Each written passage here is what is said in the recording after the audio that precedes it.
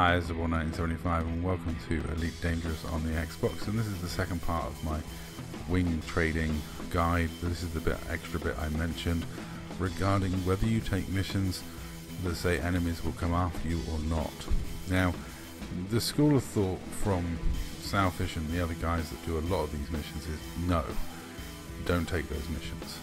They're not worth it. They are a pain in the butt. They take too long.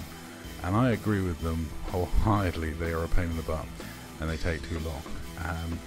However, I can't resist because I love pancaking anacondas in my Type 9. And I do love the whole tough trucking, being pursued by anacondas. Now, there are very good reasons why I shouldn't take them either, because the last thing you want is like loads of anacondas coming after you when you're trying to pirate people later on that evening, or when you're trying to do something else like PvP or whatever. It's super annoying. I've had that situation happen before where I've gone to the CG and still have anacondas coming after me, and it's a royal pain in the butt. So you can, if you wish, avoid those missions. You just basically take more notice when you're selecting your missions and leave the ones that say enemies may be sent against you. It's really that simple. With these wing missions, it's all about the mission selection. You select the missions that you can buy the materials for. You select the missions that you know where you can get the stuff and bring it back from, and make sure you don't have to go too far afield. And you select the missions that don't say enemies may be sent against you, if you're sensible. But I am, of course, here to make the argument for the non-sensible, for the idiots out there like me who like a bit of action and actually do occasionally swipe all the missions no matter what. Because when you stack up like 16 to 20 wing missions and you go off on your route to do whatever it is you have to do to complete those missions as quickly as possible, the number of enemy vessels that are coming after you is really impressive. You can like be chain interdicted by 4 different people. You can have multiple anacondas and FDLs spawn in the same instance to try and fight you and kill you. It's great. If you take a step back, they start shooting each other, which is brilliant. They're all aligned to the same pirate faction, but they turn on each other. Scooby said they were dumb, and then I pointed out that we do exactly that. When the Dark Marauders like haven't got anyone to shoot at, they are very known to shoot each other. But it basically boils down to my old school trucker head.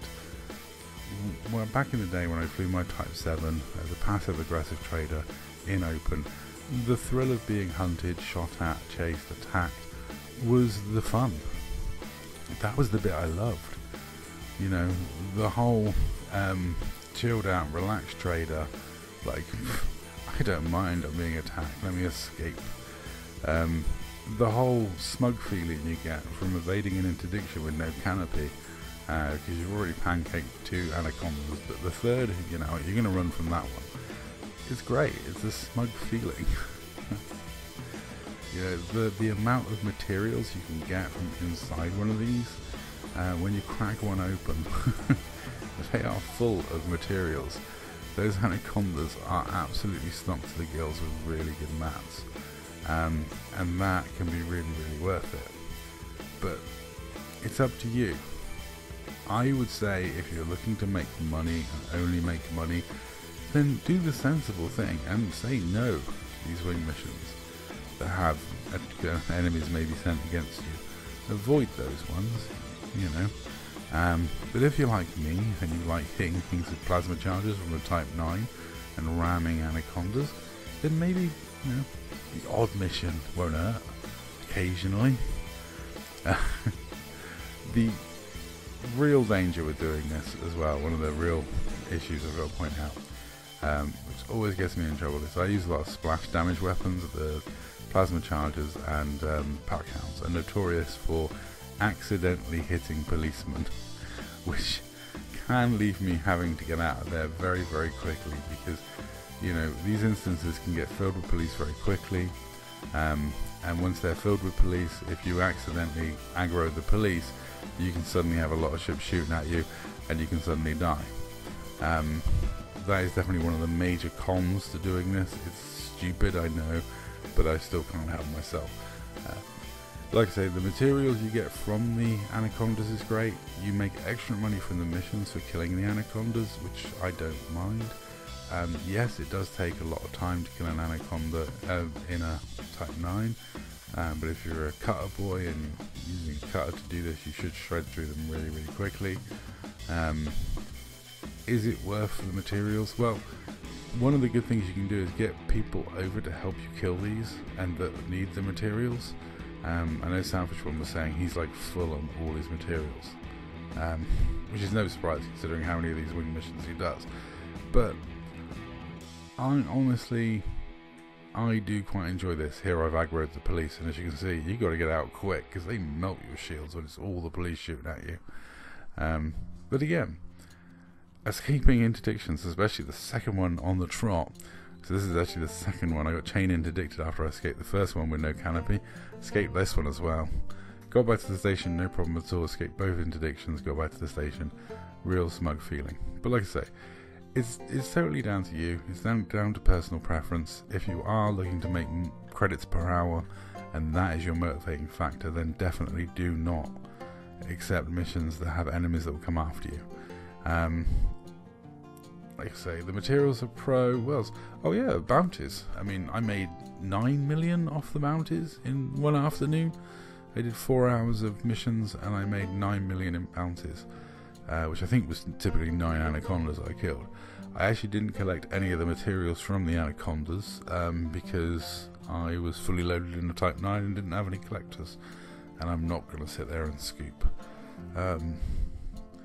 But sometimes I will switch, take the garbage truck at Doom out, pancake some anacondas and scoop up all their remains. It is worth doing once in a while. There's good materials, there's grade 4s and grade 5s in there. One anaconda is basically a loop of Dav's Hope, so this is pretty decent. You know, in terms of bounties, in terms of, there are other things. I do love the fact that you can actually use these, manipulate these to help BGS in systems where there's not much bounty hunting available. When you want to kill for a certain faction, you can actually draw these anacondas over there, kill them for the local faction that you want to get bounties for. It's subtle, it's a nice little one, very niche little BGS trick that I actually used in the War Against IED a couple of times, because a certain person flipped the system I was bringing bounties from, which is a real pain in the butt. So fair play to you all for spotting that I was bringing in bounties from that system. It was a pain in the butt, but I had other ways of getting bounties. So I went to another system which didn't have any res sites, sat at the nav beacon, but made sure I'd stacked up loads of these anacondas to come after me, and dipped in and out of super cruise and dropped anaconda after anaconda on me. That works. It's actually nearly as more effective than a has-res for gaining bounties really quickly. Like 3 of these anacondas is pretty much the 3 million cap. But there we go, that's a very niche BGS thing. Don't think it's going to really apply to 90% of you. However, my advice is don't do what I do, do what I say, and avoid taking the missions where enemies are sent after you. Unless you're completely nuts like me. It is totally up to you. And that's all for this video. Thank you very much for watching. This is kind of a little addition to the guide on how to make money really quickly.